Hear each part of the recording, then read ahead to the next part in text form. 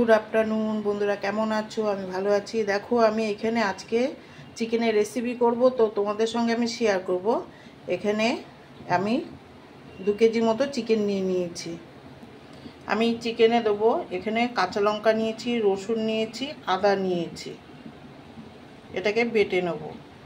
এখানে পেঁয়াজ কেটে নিয়েছি ডুমডুম করে, আর টমেটো কেটে নিয়েছি।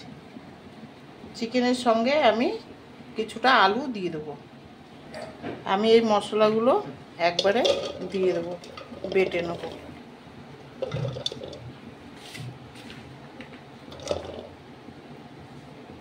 একবারে আদা রসুন আর কাঁচা লঙ্কা আমি মিক্সি করে নেব। মশলাটা আমি পেস্ট করে নিয়েছি। কড়াই গরম হয়ে গেছে, আমি কড়াইতে এখন তেল দিয়ে নেব।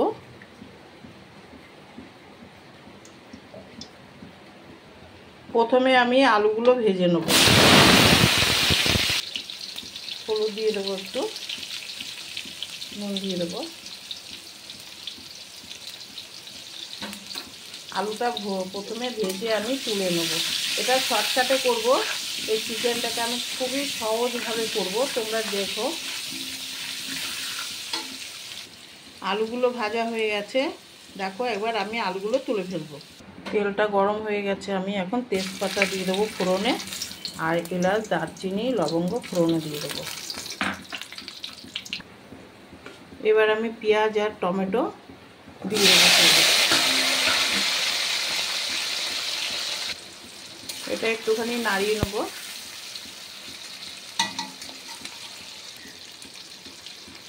এবার আমি ধুয়ে রাখা এই চিকেনগুলো ছেড়ে দেবো। দেখো, খুবই সহজে এই রান্নাটা তোমরাও করতে পারবে। খুবই সহজে আমি করছি এই রান্নাটা। 1 চামচ নুন দিয়ে দেবো, 1 চামচ হলুদ দিয়ে দেবো, ধনের গুঁড়ো দিয়ে দেবো 1 চামচ, জিরের গুঁড়ো দিয়ে দেবো 1 চামচ, কাশ্মীরের লঙ্কা দিয়ে দেবো 1/2 চামচ কালার হওয়ার জন্য, আদা রসুন লঙ্কা এটা আমি দিয়ে দেবো। এবার আমি বেশ কিছুক্ষণ কষিয়ে নেব। চিকেনটাকে ভালো করে কষিয়ে নেব। সব মশলা একবার দিয়ে দিয়েছি, দিয়ে এবার কষিয়ে নেব ভালো করে। এটা আমি শর্টকাটেই করছি। চিকেনটাকে আমি মেখে করছি না, পুরো কড়াইতে দিয়েই করছি। তো এইভাবে রান্না করলে খারাপ লাগবে না, ভালোই লাগবে, মানে তাড়াতাড়ি হবে রান্নাটা। চিকেনটা খুব সুন্দরভাবে কষানো হয়ে গেছে। চিকেনটা অর্ধেক সিদ্ধ হয়ে গেছে, কেন চিকেনের গা দিয়ে জল বেরিয়েছে। এবার আমি সামান্য একটু জল দিয়ে দেবো।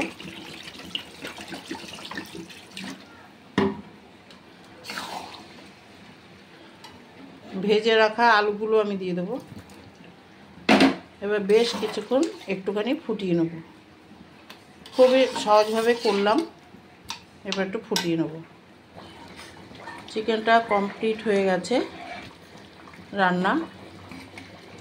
তো কেমন লাগলো আমার চিকেন রান্নাটা তোমাদের কাছে? তোমরা এইভাবে করে খেতে পারো শর্টকাটে।